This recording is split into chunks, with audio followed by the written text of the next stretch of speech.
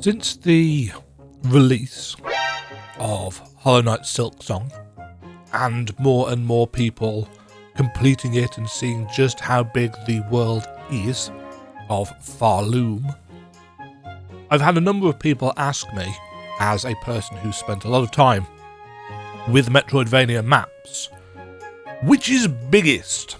Because of course everybody wants to know which is biggest. It's a natural human condition. What is the biggest Metroidvania game? Because when people are spending 60-ish hours, probably, for a lot of people that I've seen quoted, completing and doing everything in Silksong, there's this natural assumption that, the world is massive.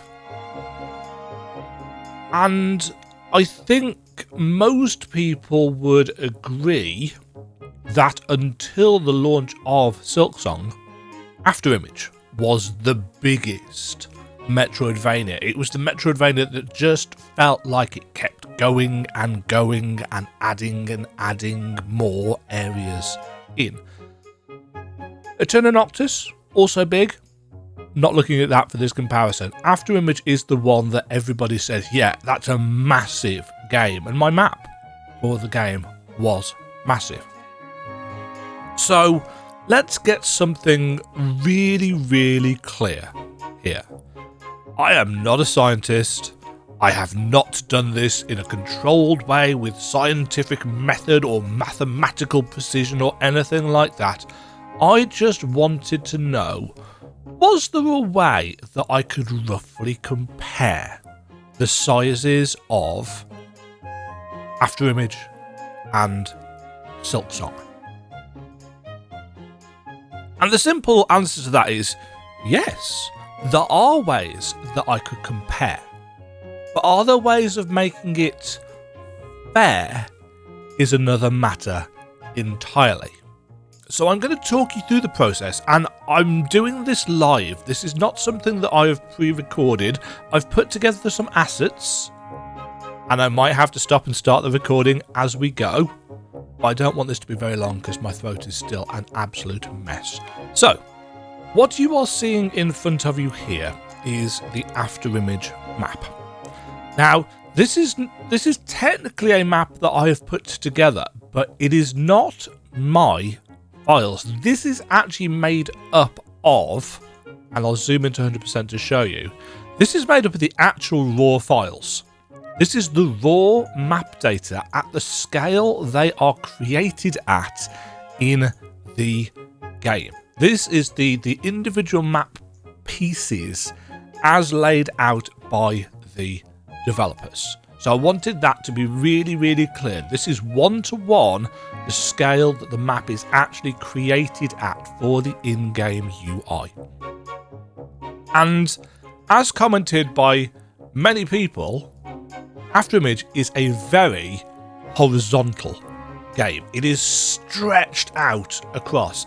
And there are a couple of places that don't have in-game maps. For example, the tower here. There's a second version of the tower, which on my map guides, I created a map for using this one as a base, but having obviously to play around with things. So that's what the base map of Afterimage looks like. Let's compare that, just size-wise, to the exact same scale, as in the sense that the scale that the developers created the map at in Silksong. So this is the Silksong map at the scale that the developers created it at. You know, if I zoom in again to 100%, you can see that the line art is, and it's a little bit smudgy at the sides because I've removed the black, but this is the size that the map is at. It's not actually the size that the map renders at in game. In game, the map renders at 1.15 times size. I do not know why. but that is what it renders at. You can use Unity Explorer to check this for yourself. It took me a while to figure out why the in-game map wasn't lining up with the map pieces that are in the files, and that's why. It's because it is scaled ever so slightly up. And as you probably know, if you have played enough Silksong, you can't really zoom in and out much of the map. You zoom in ever so slightly when you put a map pin down to give you extra precision, but otherwise the base scale is at 1.15. So this is not that. This is 1.0, because this is where the line art was at its crispest, because it's 1-for-1 scale. Unity, when it comes to scaling up graphics that are rasterized like this, will always blur them ever so slightly. And if you've ever tried to piece together a map from screenshots in Unity, you'll know that sometimes, because of the fact that everything is being scaled, sometimes line thickness and lines don't link up properly, even though they do link up properly in game, and it's incredibly annoying.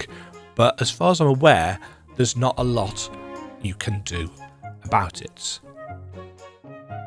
So that is 25%. That's 25%. I've just zoomed out. Oh, you can't see that.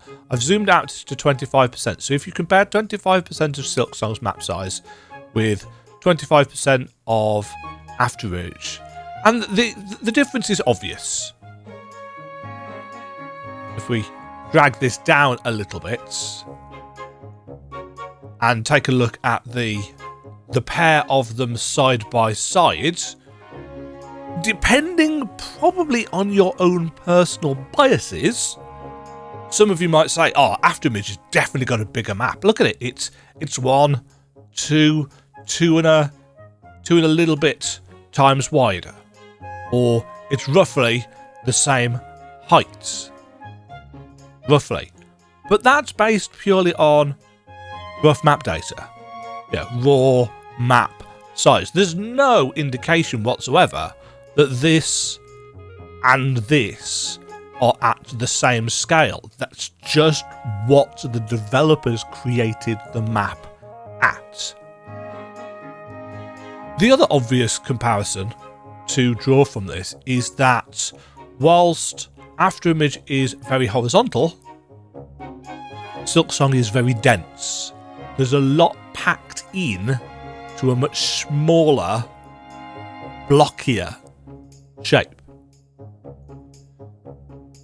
So in terms of things like number of areas and so on and so forth, there's not massive amounts in it, realistically. I believe, and actually I'm going to count this so I'm correct. Okay, by a quick count, there are about 31, maybe 32 zones in Silksong.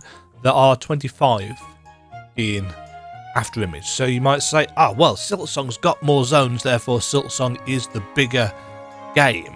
But when you're considering that Bellheart isn't exactly the biggest zone, or the Weave Nest even isn't exactly the biggest zone, or the Cradle isn't exactly the biggest zone, just number of areas doesn't necessarily equate to having a bigger map. It just means that you've got more areas. So that, numerically speaking, yeah, take from that, what you will.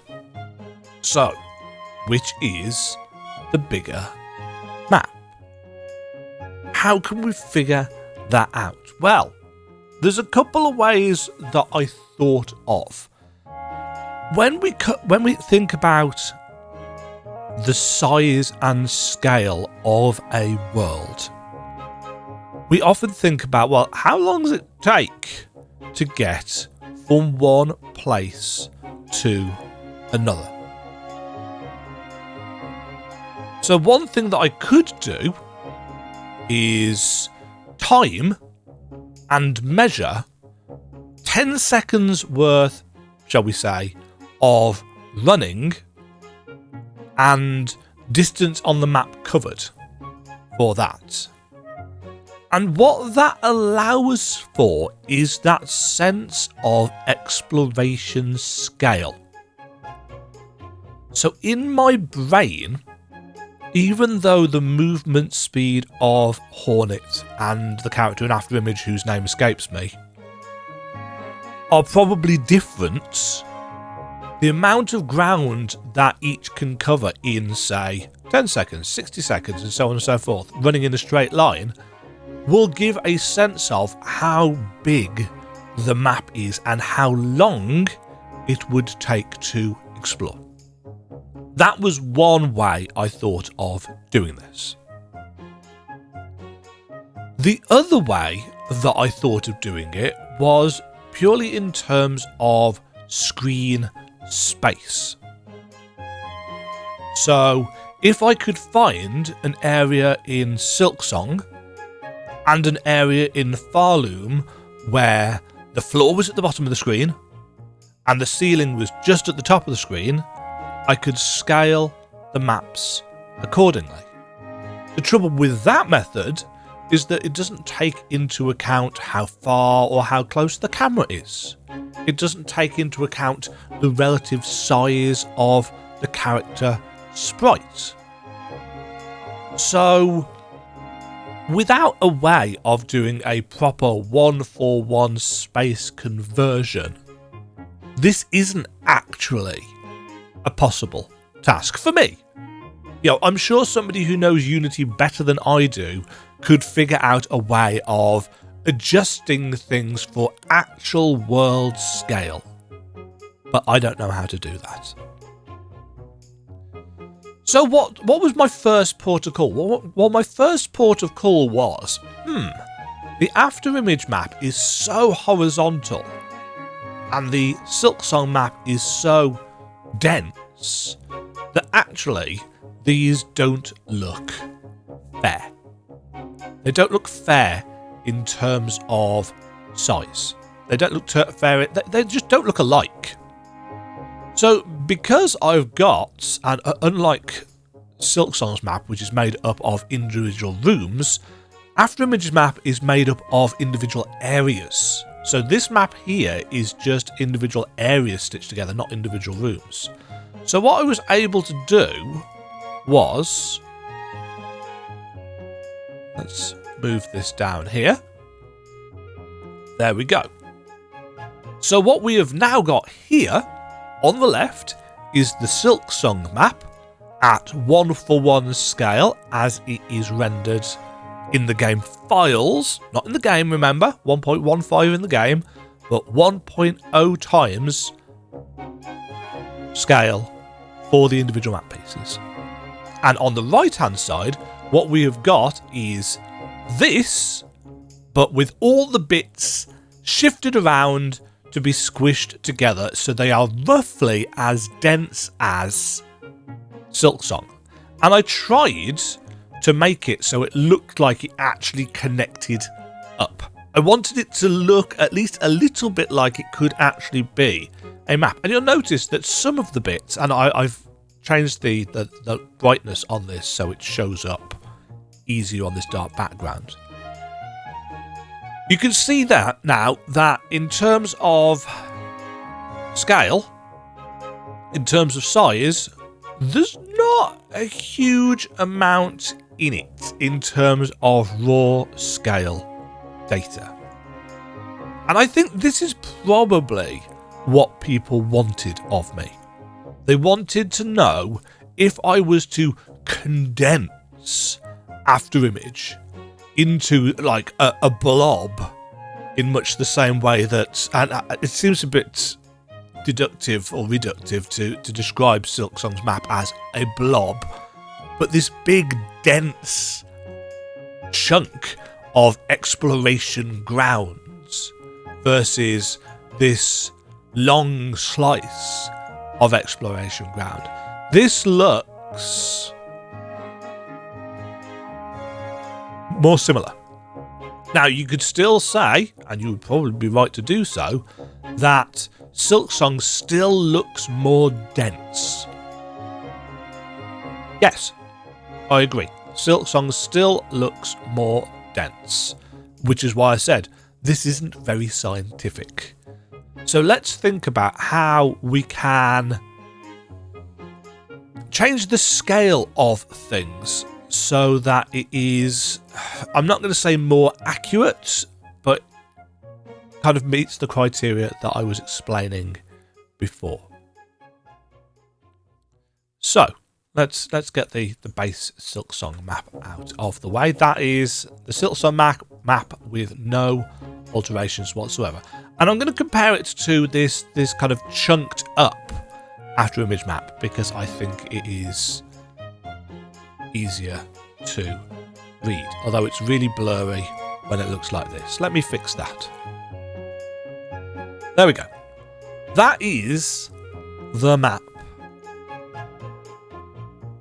A bit harder to see, but it's because the map pieces are created with translucency in mind. They've got translucency built into them.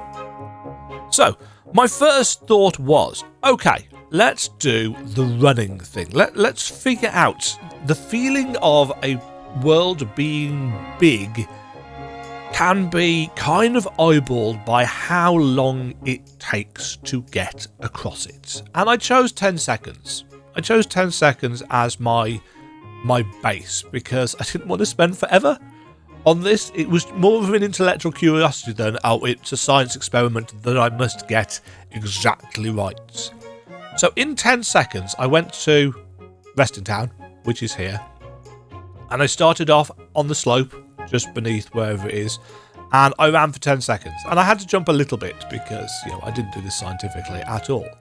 But 10 seconds is from there to there, which I think takes us to, it's the church or the blacksmiths or something like that. So that was 10 seconds worth of running.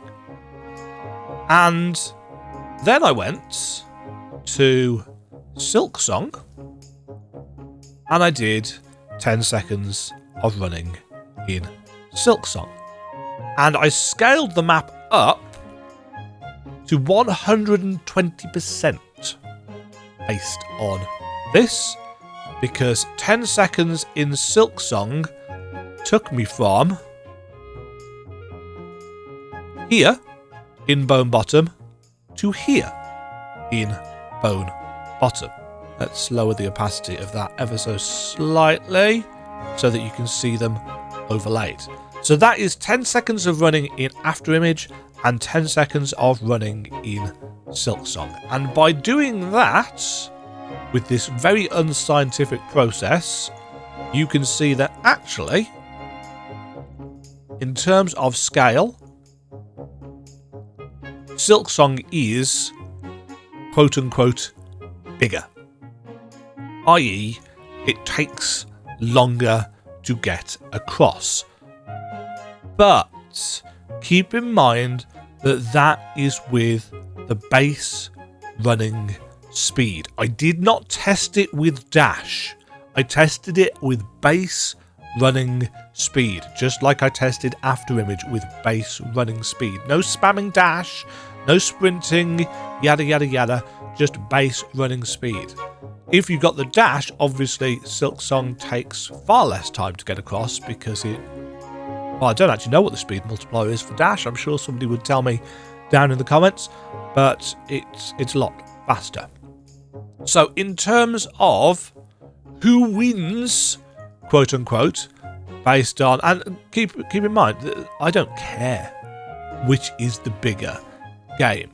So that was one way I thought of measuring the size or scale of the world in terms of how long it takes to get, or how far you can get rather, in 10 seconds worth of time at normal movement speed. Is that scientific? Meh. Is it accurate? Meh. It's a way of looking at things based on me and a stopwatch and the arrow keys on my keyboard. So, that's one way of doing it. Could I have done it more accurately? Yeah, I could probably have programmed a macro key so that it would literally only hold down for 10 seconds and we see, but it'd be a minuscule margin of error. As I said, the other way of looking at things was, okay, world scale. If I was to get a room that the floor was at the bottom of the screen and the ceiling was at the top of the screen, can I find something like that without spending forever looking around Afterimage again? And as it happens, if you go to this area here, which is handily just under resting grounds, this section of map here, if you stand here, you can get the ceiling right at the top of the screen and you can get the floor right at the bottom of the screen. It's like, okay, that didn't take too long. That wasn't bad at all. How do we compare that with Silksong? Well, in Bone Bottom, in Silksong, if you head from the town down here to the Ruined Chapel, that is, isn't it? This section here is actually, this is at the top of the screen, this is at the bottom of the screen. So if we overlay those, there and there like that, let's turn the opacity down so you can see I've done my due diligence. There we go.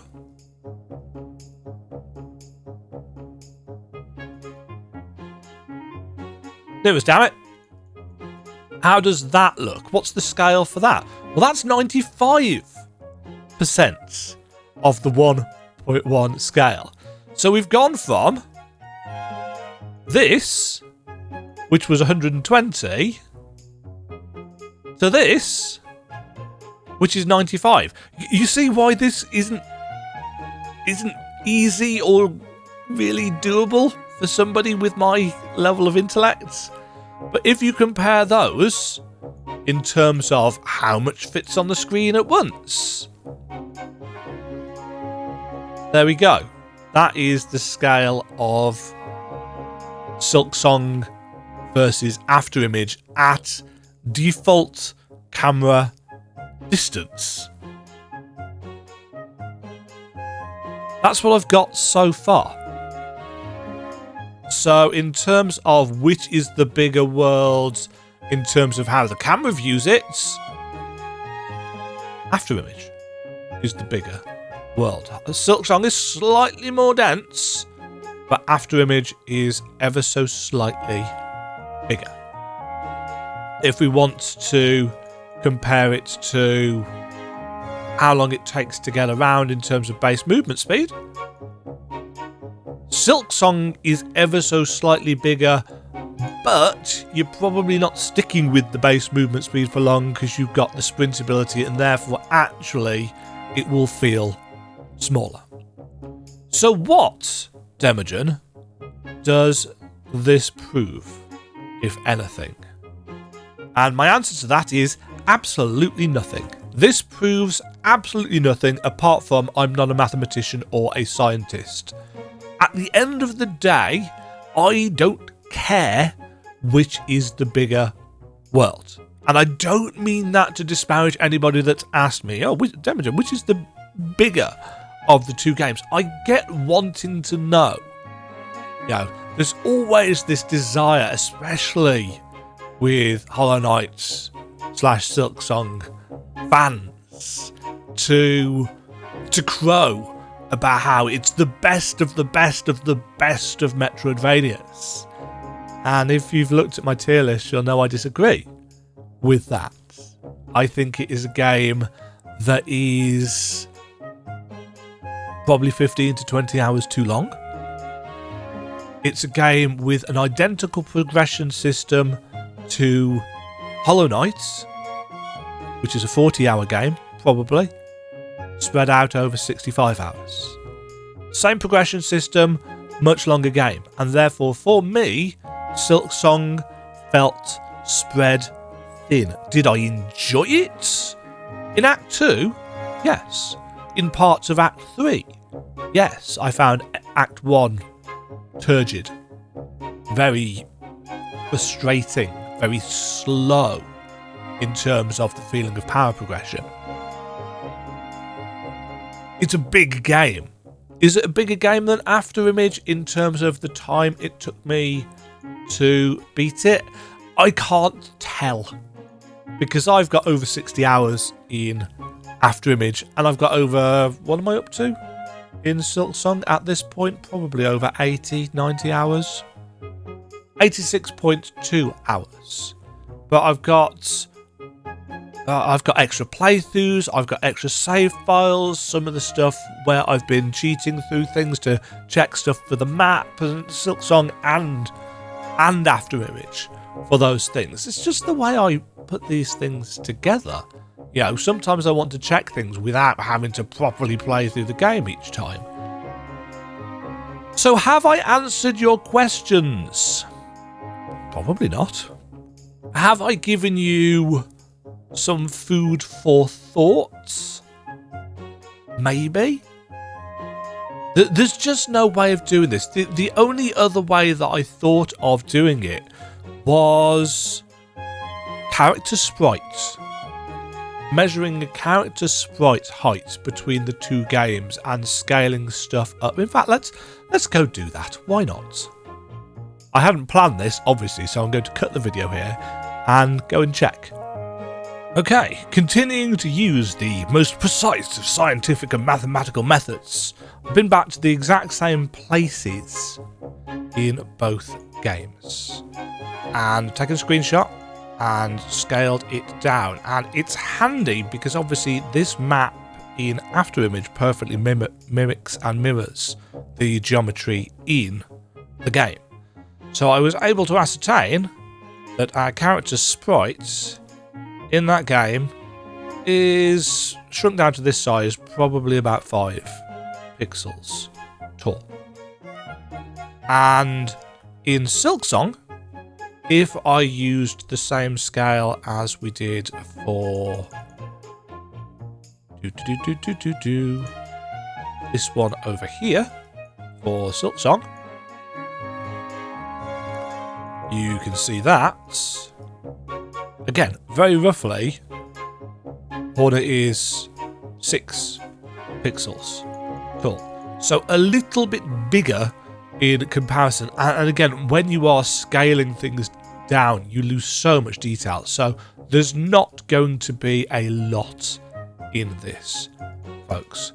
But whereas this was at 95%, if we put the character height over the top, because the character in Afterimage is actually quite small in terms of the screen.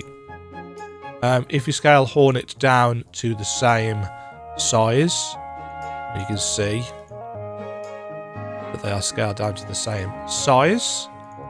This is roughly what you get. And that makes Silksong seem smaller. And it is. It's 75% of the size. If you compare the ratio of the character scale to the environment. And that's basically it. If there is an accurate way of measuring the difference in size between these, and you have done the maths, or you would like me to do it, to try it, let me know. Is there a better way of doing this? So in terms of, let's just recap. In terms of character height versus world scale, this is what we are looking at. In terms of the size of a screen, where the stuff at the top of the screen is in camera and the stuff at the bottom of the screen is just in camera, that is the scale. And in terms of the speed of getting around, that is the scale. Two fairly similar results, and one quite disparate result because the base movement speed in Silksong is slower than the base movement speed in Afterimage, but it assumes that you're going to get the dash and that you are going to use that to get around. Just for, I suppose, some clarity, my current save points in Silksong, when I wanted to get back down here, my current save point is actually up at Nick's here. So to get from there to the Greymore Stag Station, which is down here, isn't it? It takes 30 seconds to get all the way down through here. Yeah, it's there, isn't it? 20-30 seconds to get through there with dash, and then I can take the Stag Station to Bone Bottom and go that way. So it's faster to get around in Silksong.